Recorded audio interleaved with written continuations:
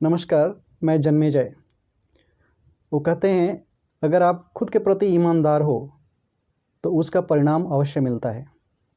ये कहानी एक राजा की है।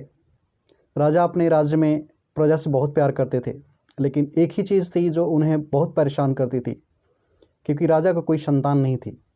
हमेशा उन्हें इस बात की चिंता रहती थी, मेरे जाने के बाद इस राज्य को सुचारू रूप से कौन चलाएगा, इसे बुलंदियों तक कौन लेके जाएगा। फिर उन्होंने राज्य में एक सूचना भिजवाई कि सभी राज्य के बच्चों को राज दरबार में लाया जाए। उनकी आज्ञा का पालन हुआ। राज्य से सारे बच्चे राज दरबार में उपस्थित हुए। फिर राजा ने सबको कुछ अलग अलग बीज दिए। उन्होंने बोला कि ये बीज को आप अपने घर पे लगाइए और 6 महीने के बाद हम वापस मिलेंगे और फिर देखेंगे इसमें से किसका बीज पौधा बनकर तैयार हुआ है। सब बच्चे खुशी खुशी वो बीज लेकर अपने घर गए। एक बच्चा अपने घर में बीज लगाया, बट 3 महीने लगातार 3 महीने तक उसमें पानी देता रहा, बट फिर भी उस बीज से कुछ निकला नहीं।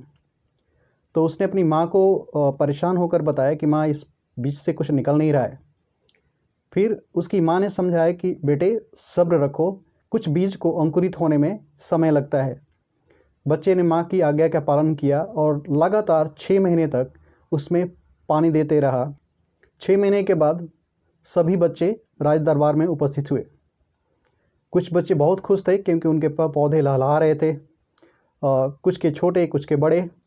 लेकिन राजा की निगाहें उस बच्चे पे गई जो एक कोने में उदास रूप से बैठा हुआ था, क्योंकि उसका पौधा मुश्किल से अंकुरित होना चालू हुआ था। फिर राजा ने सबको बुलाया। एक एक करके सब बच्चे अपना पौधा दिखाने लगे। हिम्मत करके जो बच्चा उदास कोने में खड़ा हुआ था, राजा ने उसको भी बुलाया। वो बच्चा सहमते हुए राजा के पास गया। तो उसके पौधे को देख करके सारे बच्चे हंसने लगे, कुछ कानाफूसी करने लगे। राजा ने कहा, इसमें हंसने की कोई बात नहीं है। आप सबके हाथ में जो पौधा है वो बंजर पौधा है, आगे चल के उसमें से कुछ नहीं निकलेगा। असली पौधा ये है जिससे फल निकलेगा।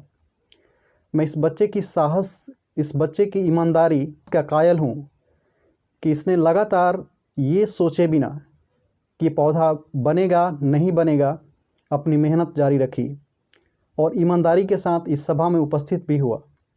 मुझे लगता है कि ये बच्चा आगे चल कर के इस राज्य का उत्तराधिकारी बनेगा।